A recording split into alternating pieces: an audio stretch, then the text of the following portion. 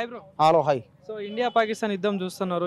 మన ఇండియా అయితే మంచి విజయాలు సాధిస్తూ ఉంది. సో ఏం చెప్తావు అసలు ఈ యుద్ధాలు చేయడం, విజయాలు సాధించడం, మన దేశంలో ఎవరైతే దాడులు చేశారో, మన దేశం వాళ్ళు ఎవరైతే చంపారో వాళ్ళందరూ చంపడం నాకు చాలా ఆనందం ఉంది.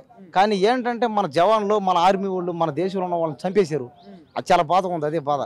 మనోళ్ళు కూడా ఇప్పుడు రీసెంట్గా మురళీ నాయక్ అంట, ఆ మురళీ నాయక్ అనే అతను చంపేశారు. అదే యుద్ధంలో అటెక్ట్ అయ్యి, కాబట్టి అది కూడా చాలా బాధగా ఉంది. ఏం చేయమంటారు, ఆర్మీ కూడా దగ్గర 100-200 మందిని చంపారు ఉగ్రవాదులు. అవునవును, ఆ విధంగా చంపడం కూడా నాకు చాలా హ్యాపీగా ఉంది, చాలా ఆనందంగా ఉంది. ఎందుకంటే ఉగ్రవాదులందరూ చంపాల. దేశంలో ఉన్న ఉగ్రవాదుల్ని, మన దేశంలో ఉన్న ఉగ్రవాదులను కూడా చంపాలి. మళ్ళీ ఉండరు, వీళ్ళని చంపాలి, వాళ్ళని చంపాలి. అసలు ఈ ప్రపంచంలో ఉన్న ఉగ్రవాదులను చంపాలి. అంతే దారుణం. ఉగ్రవాదుల వల్లే దేశం నాశనం అయిపోతుంది. కాబట్టి ఏంటంటే చంపడం అంతా బాగానే ఉంది. కానీ మనోళ్ళు కూడా చచ్చిపోతున్నారు. కానీ మనోళ్ళు కాస్త చూసుకొని జాగ్రత్త పోవడం మంచిది. ఎందుకంటే మనోళ్ళు ఎక్కువ మంది, వాళ్ళు తక్కువ మంది చేతులు ఎలా చనిపోతున్నారో అర్థం అవట్లే. అదే మనోళ్ళు ఏమో అంటున్నారు, ఇక్కడ వాళ్ళేమో తక్కువ ఉన్నారు అంటున్నారు. కానీ వీళ్ళు ఎందుకు చచ్చిపోతున్నారు, అదే బాధగా ఉంది. చచ్చిపోకుండా మన ప్రధానమంత్రి మోడీ గారు మంచి అంటే యుద్ధంకి మంచి సపోర్ట్ ఇస్తున్నారు ఇండియన్ ఆర్మీకి. సో మన ఇండియన్ ఆర్మీ కానీ నేవీ కానీ దీనికి మంచి ఎవరైతే పాకిస్తాన్ వాళ్ళు వస్తున్నారో వాళ్ళకి మంచి ఎప్పటికప్పుడు కౌంటర్ అటాక్ ఇస్తా ఉన్నారు. సో ఎట్లా అనిపించింది అంటే మోడీ గారి డైరెక్షన్ లో జరుగుతుంది? అదే మోడీ గారే దగ్గరుండి చేస్తున్నారు. అది చాలా ఆనందంగా ఉంది. ఇలాంటి వాళ్ళే మనకు ప్రధానమంత్రి కావాలన్నమాట. ఇప్పుడు గతంలో చూసుకుంటే మనకి ఇలాంటి వాళ్ళు ఎక్కడ లేరు. అసలు మన దేశంలో ఉన్న పిఎంలు అందరూ ఒక లెక్క, మోడీ గారు ఇంకోటి లెక్క అనమాట. ఎందుకంటే అతను దగ్గరుండి మరి లేపిండి మనల్ని ఎవరైనా చంపారంటే వాళ్ళు మనం చంపాల్సిందే అని ఖచ్చితంగా క్లారిటీగా ఉన్నాడు. కాబట్టి ఇలాంటి ప్రధానమంత్రి దొరకడం మన దేశానికి మనం చేసుకున్న అదృష్టం అనమాట. అవును, ఇంక ఏ దేశానికి అనుభవం దొరకడు నీకు. ఇలాంటి ప్రధానమంత్రులు పేదవాళ్ళ కోసం ఆలోచించే ప్రధానమంత్రులు ఎక్కడ చిక్కరు. కులం మతం మొత్తం పక్కన వేసాడు ఆయన.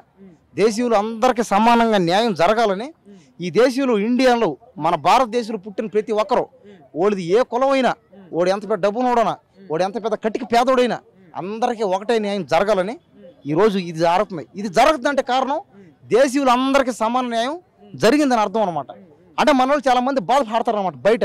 అరే ఓడిది క్యాస్ట్ ఎక్కువ, నాది క్యాస్ట్ తక్కువ, ఓడికా డబ్బులు ఎక్కువ ఉన్నాయి, నాకా డబ్బులు లేవు, ఓడి జాతి ఎక్కువ, మన జాతి తక్కువ, ఆడి మాత్రం ఎక్కువ, మన మాత్రం తక్కువ అని. కానీ ఇప్పుడు ఈ ఆపరేషన్ జరిగిన దాని కారణం అంటే మన దేశంలో చంపిన కాదా, ఉన్నోడా లేనోడా అనే తేడా లేకుండా మన ఇండియాలో, మన భారతదేశంలో ఎవడైతే, అదే మన భారతదేశం వాళ్ళని ఎవరైతే చంపారో ఆ చంపిన వాళ్ళని ఖచ్చితంగా చంపాలని, ఆ చంపే వాళ్ళు ఎవరైతే ఏ దేశం ఉన్నారో ఆ దేశం వాళ్ళు చంపాలని చేస్తున్నాడు. కాబట్టి అంటే డైరెక్ట్ గా రాకుండా దొంగ దెబ్బ తీస్తా ఉంది రాత్రి టైంలలో. సో అట్లా పాకిస్తాన్ వాళ్ళకి ఏం చెప్తావు? అదే దొంగ దెబ్బే కదా. ఎంత చెప్పినా, ఎన్ని బూతులు అడిగినా, ఎంత తిట్టి వేస్తే అంటే వాళ్ళు మారోళ్ళు.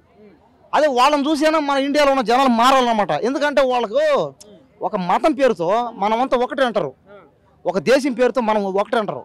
మన దేశంలో కూడా అందరూ మారాలి. నాది ఎక్కువ క్యాస్టు, నీది తక్కువ క్యాస్టు, నువ్వు వేస్ట్, నేను బెస్ట్, నాది ఎక్కువ జాతి, నీది తక్కువ జాతి అని మాట్లాడతారు బయట. మన పల్లెటూరులో అయితే ఇంక చెప్పలే, ఎక్కడే ఇంత దారుణం అయితే అక్కడే చెప్పలే. అంటే ఇలాంటి జరిగినప్పుడు ఏంటంటే కనీసం వాళ్ళని చూసి మనం మారలేడా. అరే మన దేశంలో కూడా ఏ మతమైనా, ఏ కులమైనా అందరం సమానం. మన దగ్గర ఈ రోజు డబ్బులు ఉన్నాయి, అందుకని మనం ఏ దేశం ఓకే అవుతాయి, తప్పది. మనం అందరూ సమానంగా ఉంటే ఎవడు రాలేడు, మనల్ని ఏం చేయలేడు. కాబట్టి ఖచ్చితంగా మోడీ గారు చేసే ప్రతి ఆలోచన, ఆయన తీసుకునే ప్రతి నిర్ణయం చాలా బాగుంది. అలాంటి ప్రధానమంత్రి దొరకడం మాత్రం నిజంగా మన మళ్ళీ ప్రధానమంత్రి మోడీ గారు అయితేనే బాగుంటుంది. మోడీ గారు అవ్వాలి. ఆయన బతుకునే రోజులు ఆయనే ఉంటే బాగుంటుంది. ఖచ్చితంగా ఆయన, ఇంకా ఎవరైనా వచ్చారని కష్టం మళ్ళీ చేరోళ్ళు వాళ్ళు చేరు. ఖచ్చితంగా వాళ్ళ స్వార్థం కోసం, వాళ్ళ ఫ్యామిలీ కోసం. మోడీ గారికి ఫ్యామిలీ లేదు కదా, ఫ్యామిలీ లేకుండా దేశం మొత్తాన్ని నా ఫ్యామిలీయే అనుకొని భావించి చేస్తున్నాడు అనమాట. కాబట్టి ఇలాంటి ప్రధానమంత్రి ఎక్కడ రాడు. ఈయన కానీ తప్పాడంటే, ఈయన జారుకున్నాడంటే ఇంకా ఇతన్ని మనం దింపేసామంటే ఇంకా ఏరే వాళ్ళు వచ్చారంటే ఇంకా వాళ్ళ ఫ్యామిలీలు ఇంకా బతికునే రోజులు వాళ్ళే ముఖ్యమంత్రులు, వాళ్ళే ప్రధానమంత్రులు, వాళ్ళే యాక్టర్లు, డాక్టర్లు, వాళ్ళే ఇంకంతా వాళ్ళవే డబ్బులు ఉంటాయి, వాళ్ళవే దేశం అంటారు. ఇంకా అలాంటి వాళ్ళు కష్టమే. ఇంకా చూసుకోవచ్చు మనం, ఏ ఫ్యామిలీ చూసుకున్నా వాళ్ళోళ్ళే అందరూ అనమాట. అది రాజకీయం అయినా, సినిమా అయినా, వ్యాపారం అయినా వాళ్ళోళ్ళే రావాలనుకుంటాడు. కానీ ఆయన అటు కాదు, ఆయన అందరికి ఛాన్స్ ఇస్తాడు ఆయన. సో మన ఇండియా కోసం మన జవాన్లు ఎంతో కష్టపడుతున్నారు. ఆ జవాన్ల గురించి ఏం చెప్తారు? అదే మన జవాన్లకి ఎంత చెప్పినా తక్కువే, వాళ్ళ కోసం మనం ఏం చేసినా తక్కువే. ఎందుకంటే వాళ్ళు ప్రాణమే పాపం తీసుకున్నారు. జవాన్లు ఏం ఆలోచించరు అనమాట. వీడు మానవుడా కాదా ఇది కాదా, మన దేశం అంతే, మన దేశం కోసం మనం ఏమైనా చేస్తాం అనుకుంటారు. అదే ఇప్పుడు జవాన్లకి ఏమి ఇచ్చినా తక్కువ, ఎంత ఇచ్చిన తక్కువే. కాబట్టి ఖచ్చితంగా వాళ్ళకి మనం ఎల్లప్పుడూ జీవితాంతం రుణపడి ఉండాలన్నమాట, మనం మన ఫ్యామిలీలు అందరం.